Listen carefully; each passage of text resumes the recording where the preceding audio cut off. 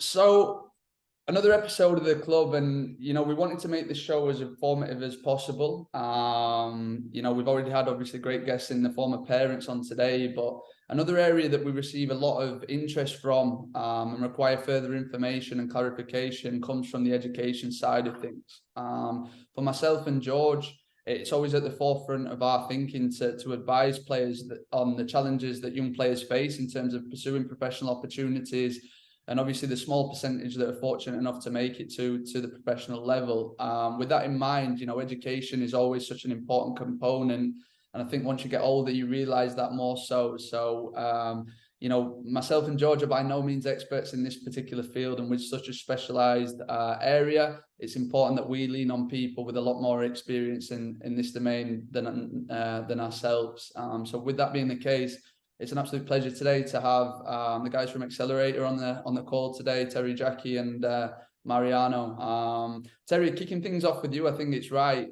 You started the company, and you've been a real focal point over its development, over the years, naturally so. So why don't you give us a little bit of a brief introduction on kind of who you are and how the relationship with the academy has developed over the years.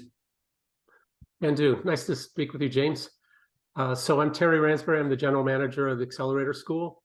We started our business about 7 years ago in Raleigh, North Carolina. We're continuing operations there today. We've been with the academy. I think we're in year 4 now with you. My son is also having a fantastic experience at Malaga City.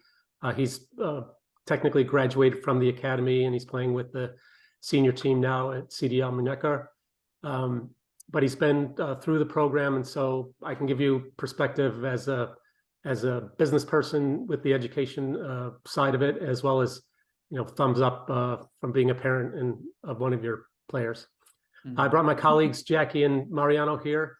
They're really the magic people that make it happen, and we would include Juan. He's our teacher in the classroom today, so not available to talk on the program. Let me start off with Jackie, and your first question, James, should go to her. Yeah, absolutely. So Jackie, like Terry says, everybody, that kind of gets put in touch, comes back with positive feedback. So hopefully you're going to wow us a little more today. But, the natural question is, first and foremost, how do the academics work in terms of, is Accelerator considered an online school? How do you kind of answer that question? Right, great. Thanks for having us, James. We love being part of the academy and getting a chance to talk to everyone. So yeah, a lot of people say, is Accelerator School just an online school? And love the chance to answer that, because no, we're not. We're actually a blended learning experience. Our job is to promote an environment that allows these student athletes to come in and be able to really focus and challenge themselves on the pitch, push themselves to the higher levels that way without having to compromise their education. They don't have to make that choice. They can actually do both. So we see it as our job to provide that environment for them. And honestly, I don't think other certainly online schools do that. So we don't like to think of ourselves as an online school at all. We are a school that provides the environment for these students to excel in both areas. Absolutely. And I think fitting with the times, right? Obviously, since the back end of the pandemic, people are leaning towards more so of this style of learning. And, again, it's another pleasure to bring in a good friend of mine and, former academy member in terms of Mariano. Mariano, it's great to speak with you, but just leaning a little bit more into Jackie's answer there. Tell us a little bit more about what makes Accelerator different from your perspective. Sure. Hi, James. Hi, everyone. My name is Mariano. Like James said, I'm the school administrator for Accelerator School Malaga, and I was also a coach at the academy last season. Still very much in touch with everyone. And the short answer to your question is just that I think the relationship between the school and the club, right, and the academy, the fact that we're not operating independently, I think is a big differentiator. The fact that we can connect what happens on the pitch with the football and in the classroom with the school, the fact that there's that connection and that link between everyone and building a a platform for our students to have as much support as we can give them.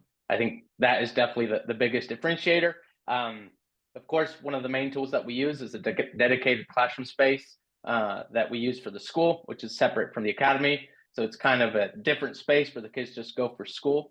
And our academic coordinator, who at this point is Juan, and he just does an amazing job at connecting and building a relationship with the students and getting to know them and understand them in their good days and their bad days, when they're homesick or when they're just having a blast. And just for us to be able to connect that with what happens on the pitch, right? So I can talk to Juan and he can say, hey, little James is not feeling great or is not looking great this week. Can we talk to the club to see if anything's happened on their end, or do we need to talk to this family to see if something happened back at home? And just for us to have that as a tool, to me is a big differentiator between between the academy and the school, and for us to be able to work together to make sure that the students are as supported as they can be. It does give us the option as well to give them like personalized attention and feedback. So, our academic coordinator sends a weekly report to the families every Friday. Hey, James did really well this week. He came in early, or he didn't come in early. He was late. He didn't come on this day. So generally what happens with those things is we'll work with the academy again to maybe issue some sort of disciplinary action to make sure that we're reinforcing the importance of the dedicated classroom time and the importance of the academics, right? And then personally, for those student athletes that are willing to maybe take that relationship a little bit further and open up about how they're feeling in regards to their football, having been part of the academy, I'm always happy to discuss with them and talk with them. Like, hey, what are your dreams, your goals, your objectives, and making sure that we can set a realistic, short, mid, and long-term plan for them to make sure that they navigate this experience as well as they can, and they enjoy it as much as they can. That I think for everyone here is a big piece. So make sure that they're not running like a 100-meter sprint, right? It's more like a marathon. A 10-month season definitely has a lot of ups and downs, and it's got a lot of opportunities and different things that come into it. So just giving them that perspective from someone that's now outside of the academy, I think is very helpful as well. Mm-hmm. Yeah, let me just add to that, James. From the parent perspective, this is really important. When you send your child, a long way from home for 10 months, and then you want that communication channel, and you're going to get a version from your kid, and you can get an academic version from the teacher that comes. But this role Mariano plays is really a link to the football. And again, it's just not customary to talk to the coach directly in Europe, as it may be overdone in the United States. But this gives us a bridge and a feeling of comfort that we have touch and immediate intervention if there's a problem, or if there's not a problem, just positive feedback that things are going well. Yeah, absolutely. I think like I said at the beginning of the recording, we say we're not the specialists in terms of the academic side, and obviously with that we put trust in you guys to handle that from your specialties. But with that, there's so many integrations in terms of how the programs overlap and how they coincide with each other to make sure that the environment is one that's really positive and that each individual is really looked after, which is something, when I'm speaking with the players here that are taking education, through ourselves or through yourselves, should I say, it's normally a very positive one. And like I said, it's great to have those relationships in place, and a really important point. I guess one of the questions, guys, we've mentioned how kind of mindsets have shifted over the years, especially post-pandemic. But the worry always when there's online education involved is about the weight that carries, right, and how that's different to maybe in-person education. So Jackie, I just wanted to come back to you to talk a little bit about the accreditation that comes with the program and how that how that works in terms of players who are looking to maybe take their education further afterwards and so on. Right. And I'll say that's a really important question. As an educator myself, I've actually been in education now. This is my 30th year, as much as I hate to admit that. But 30 years is a long time. And I've worked in public schools, private schools, large, small, here in the US. I've worked internationally, and accreditation is important, especially for these students who are going to be moving around. Our program is fully accredited. It's an international and a national accreditation agency called Cognia, used to be called Advanced Ed. So for those of you who are looking into accreditation, please feel free. They are very well known and respected in the industry. As well, our students have gone on, our graduates have gone on, they're playing for D1, D2, D3 colleges. So they're automatically on that pathway. We put all of our students on a pathway that will keep them eligible through the NC2A here in the United States. For folks who may not be familiar with that, it's basically a clearinghouse that all college athletes in the United States are required to go through and meet the requirements of. So our program meets all of that, fully approved. As well, we offer standard courses, we offer honors courses, AP courses, which is advanced placement. So we're able to meet students at whatever level they need to be met at. And we also have a college counselor on staff who helps the kids kind of lay out a plan for what they want to do.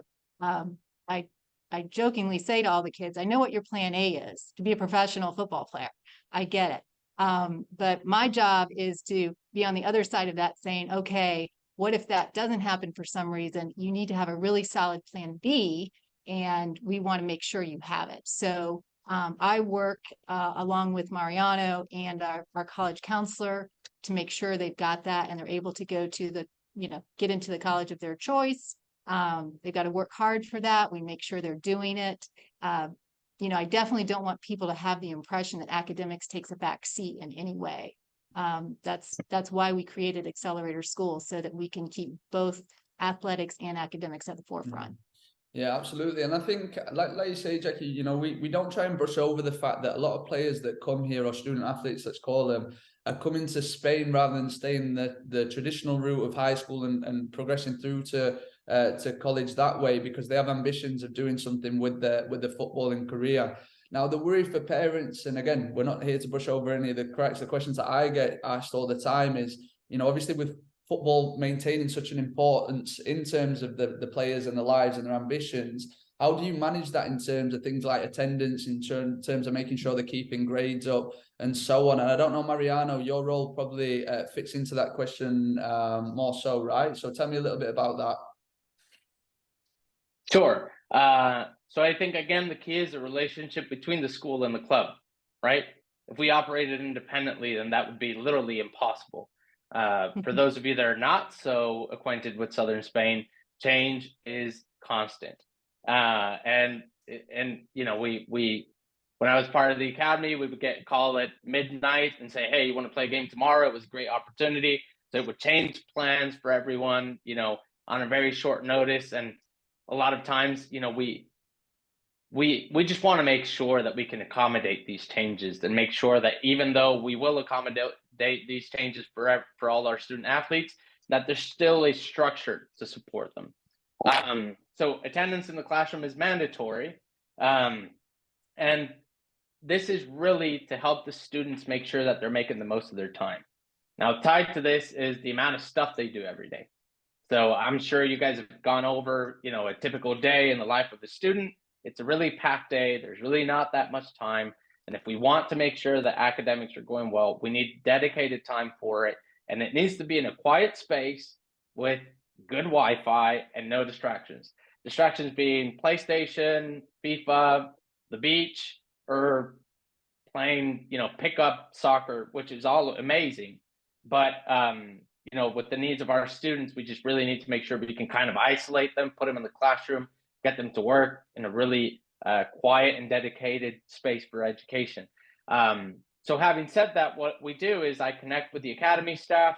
I get the weekly planning for the teams, and that way I can communicate that with Juan, our educator in the classroom, and Juan is up to date with the needs of every individual.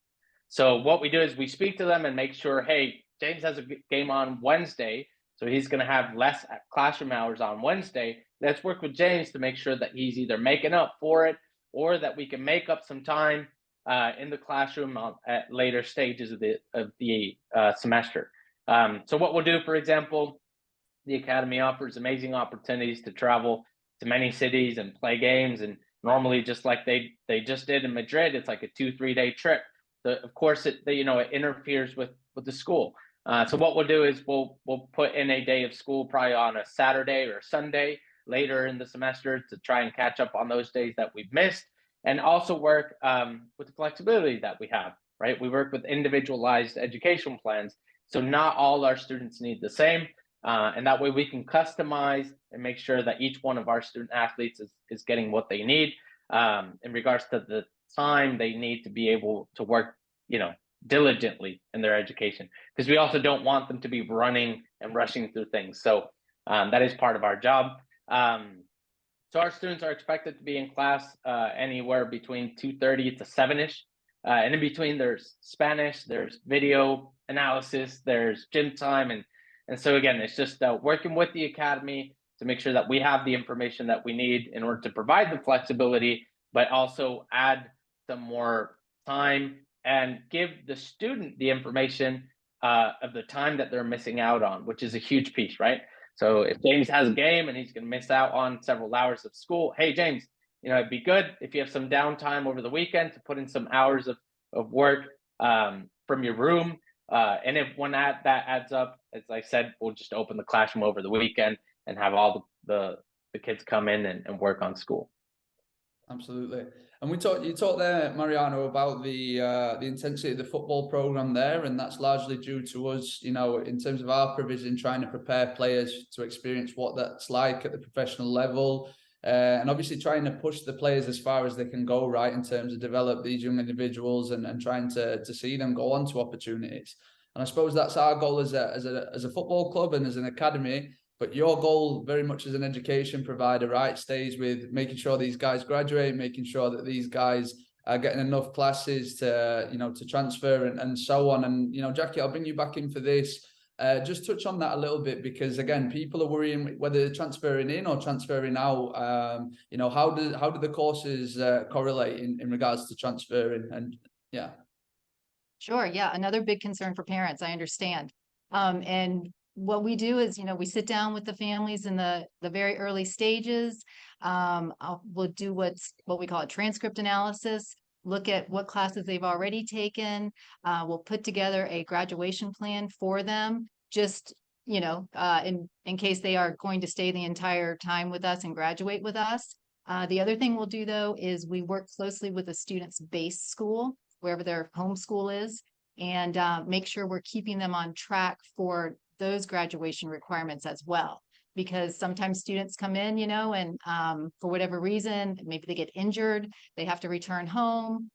So they want to be able to transfer right back into their school, as seamlessly as possible. And we want to make sure that's always an option. Again, our philosophy is to just constantly be setting these kids up for success and helping them reach their goals. So we want to make sure that we're doing everything we can to accomplish that for them. Fantastic. And then touching on that, when it does come time to graduate, and move on, or, if it is players returning home to colleges in the US, or just finishing up the time with us here at the academy, what are the likely pathways for your student athletes here at the club that you found from the people that you've worked with? So we're, first of all, really proud of all our graduates. Certainly there are students who just transfer back home because maybe they just go for their 1 year at the academy, and then they want to go home and graduate with their friends that they've known since 5th grade, which is completely understandable. So we make that happen. For those who do graduate with us, though, we have kids who, they've just done a variety of things. Again, we work with every student to figure out what's going to be the best pathway for him or her. But we've got kids who have gone on to college. We've got kids who are playing at Duke, who've been accepted to Lehigh. In fact, the student who was accepted to Lehigh is actually also part of their honors integrated business and engineering program, which is a pretty elite program. So we're really proud of him for that. We've got students who've been accepted to University of South Carolina and chosen as capstone scholars. We've got students who are, going on to other D1, D2, D3 colleges with merit scholarships. And then of course we've got kids who might decide they want to go on to an international university. We've got kids who are, at schools in England. I won't mention names just in case there's a preference, but Smart choice.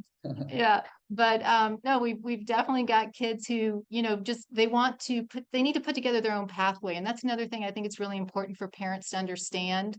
I think previously there were very cookie cutter pathways for students to go down. And if you weren't doing, checking all the boxes as you went along, you were just off the rails. And there, now we've got to fix things.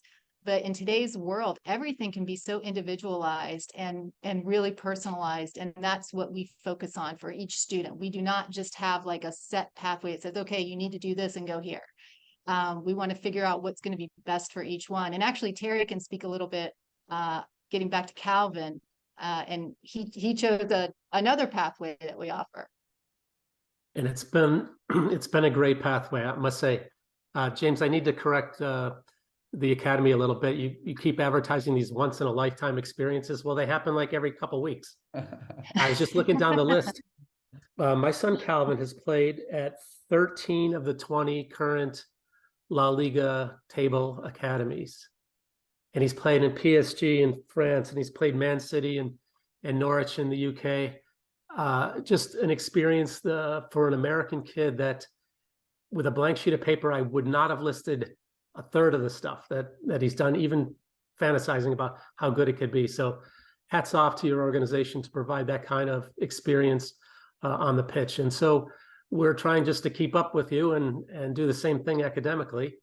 And so specifically for my son, he's in his 4th year at the academy, or at the club, I should say. He's not with the academy technically now. And so he's trying to really maximize his football career to be able to not play someday with no regrets. And I think you guys are going to provide that for him. Maybe he gets to transfer to some other club and maybe plays as a journeyman pro in Europe somewhere. I mean, that would be our dream as a family, to have him do that. Also, we know, and this is important, I think, for other parents, to come back to college these days, you need a little bit of a differentiator between all the videos that are sent to the coaches and conversations, and something to stand out. And, we've been told by several coaches that, if they see somebody that's done this, especially leaving home at an early age, my son left at 15, maybe it's worth a second glance to make sure that, this is a kid that we may or may want to look at closer and take a chance on, or whatever. So I think there's that advantage too. And again, with the flexibility, I know his education's good. He got good grades, and I'm confident that he can get into the college of his choice. I don't know whether he'll appeal to the coach, very subjective thing, but at least the opportunity's there. And that's what we've provided as the education side of the equation. And you guys have provided from the football side. Yeah, I just want to touch on that as well, because I'm also a former student athlete that also opted for a gap year myself. So I did one more year in the UK prior to heading out to the US and starting my collegiate journey.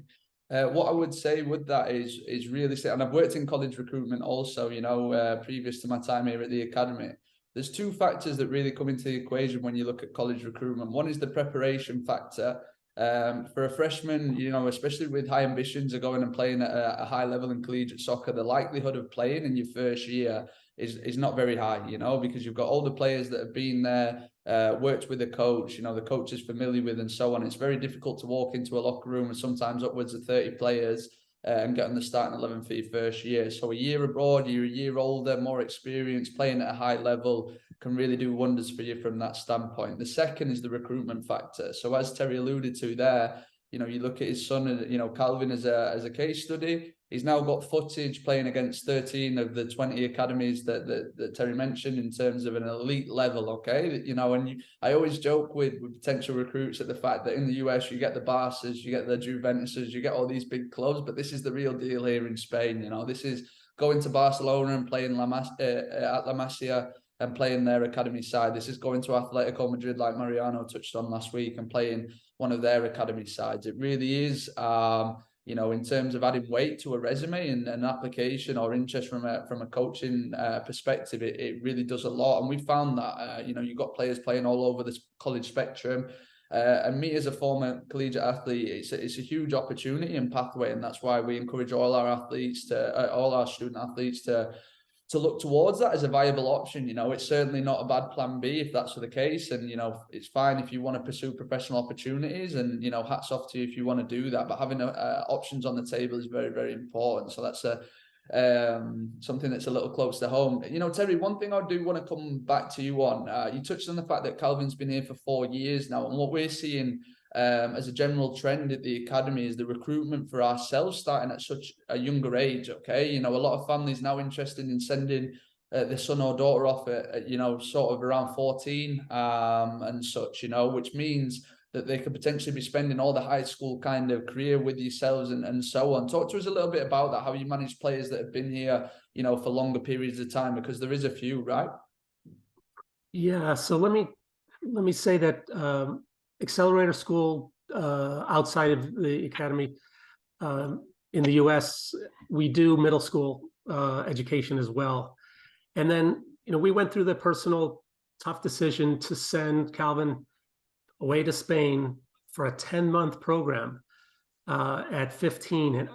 And so I don't know if I would recommend it earlier than, say, 14 at the absolute earliest. It's first of all, it's tough on the kid. I can tell you it's very tough on the parents. I mean, this kind of sprung up with not a whole lot of notice, and it was a good thing. And in hindsight, perfect decision. But I can tell you at the time, mom and dad were not so eager to send him away for 10 months. So, but we balanced that with, you know, the depth of the experience that he's having, as opposed to, you know, just a few months or you know, we've all done those 10-day touristy trips, and they're great, and they're for something different. You know, this is for maximizing your football development, and it's a big decision for the parents too. And, you know, so we balance that against, all right, we'd love to give you the most time to develop, because this 10-month program is very much at a higher level than, you know, just a club situation or high school in the US, right? It's a professional environment. You've got all the aspects of being a pro without being a pro, and so it's a huge step up, and it really depends. And that's part of at least some of the evaluation that we can help the family with. If we thought, you know, that the prospective kid was not ready, we would say that. It's our job to do that and discourage it, or say, let's wait a year. Or, as we've talked a little bit about, is to have some more short-term programs, and you offer this, you know, by the month or a 3-month program, and a little try before you buy, because there's really no predicting of homesickness, which is a real thing. We've had it a couple times, and surprised us in at least one occasion I can remember clearly, but you never know. So, you know, it's a decision that, again, we can provide our perspective from the education side, and I know you guys can do that, you know, evaluating quality on the football side, and maybe the fit's not good, and that's the conclusion that we make at the time. But if it's good, I can vouch, you know, as a parent that's been in, the depth of the experience has been tremendous. And, you know, 4th year, and I'm hoping that maybe a 5th year is coming. It depends on the, you know, whether he fits or not with the senior team. Yeah. And I get that, and I also know it's not the end of his career. And the other perspective I would give is, I don't measure, you know, my son's success as being a pro someday. He's already successful now, and we try and remind ourselves to live in the moment of, you know, here's an American kid living over in Spain. We've got control over his education. He's getting this exposure to football that I can't give him anywhere else, you know, in the States at least. And we should be happy at that stage, right? There's no need to say that, well, if he doesn't make, you know, some Segunda B team, he's not successful. He's already had an experience. He's an international traveler by himself at 15. He's fluent in Spanish. He's got friends from all over the globe. You know, we've got students that stick with us in education even when they quit their football. You know, our remote class is something we don't talk much about, but we've got kids all over the globe that are in Accelerator School that have, you know, decided that their football career is over for them, and that's fine, and we can support that.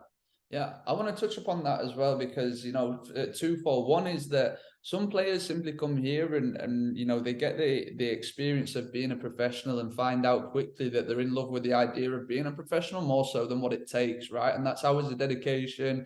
That's a lot of stress on your body mentally and physically and so on. And if that's the end result of after a program, you know, such as ours, that they figure that out, that football's not the preferred pathway and they're not, it's not for them, and that's equally rewarding for us as people that go on to achieve something within the game, you know, because they can never leave anything to if but or maybe. They've got that answer, they tried it out and it wasn't for them, and they can tick that box and move on to other opportunities. And the other side of it is, if it doesn't happen after 5 months, 10 months, 1 year, 2 years, it's not the end of the world, and not everybody blossoms in the same time, you know. So the pressure that players put on themselves to be ready in 1 year, I understand it. You know, as well as a financial contribution, it's a life sacrifice, being away from friends, family from an extended period of time. But some people simply need to be here for longer periods of time in order to get the full depth of their potential, you know, to see how far they can go. So it's a really, really good point, Terry, and thank you so much for mentioning it. So I am conscious of time, so I'm going to wrap up with one final question, and Mariano and Jackie, it's completely down to you, whoever wants to answer this. But after the you know, prospective recruits have come into ourselves at the academy from our side of things, they've expressed an interest in terms of the football program. We give them all the information regarding our side of things, and they say they're interested in continuing the studies through our providers. Then they go over to you guys, and that's where we kind of make the introduction. After that point, just give us an idea of kind of how the enrollment process goes, how the process looks after that point, if you could. Go ahead, Sure, Mariano. you want me to take this one, Jackie? Yeah, all right. So you make the introduction. You know, we schedule a Zoom call. Generally, that's the next step, the natural step. We don't really like the idea of, hey, my name is Mariano, send the transcripts, and, you know, we like to get to know our families as much as we can. There are different situations. For example, if there's some urgency behind the enrollment process, or someone that's coming in last minute and we need to expedite that process, then we can do that, of course. But generally, we really like to get to know our families and have a Zoom call and understand what they're looking for and where they're from, what their child is looking for in this experience, right? Because it also gives us very valuable information to start with. So we communicate with Juan or whoever's going to be in the classroom, and we tell them, hey, this family's coming in, this is kind of their background, this is what it looks like in our understanding. So it's very valuable to us to do that. You guys make the introduction, generally via email. Hey, this is Mariano. He, you know, coordinates the academic program. I'll send an introductory email of myself and Jackie and Terry, and we'll schedule a Zoom call with them.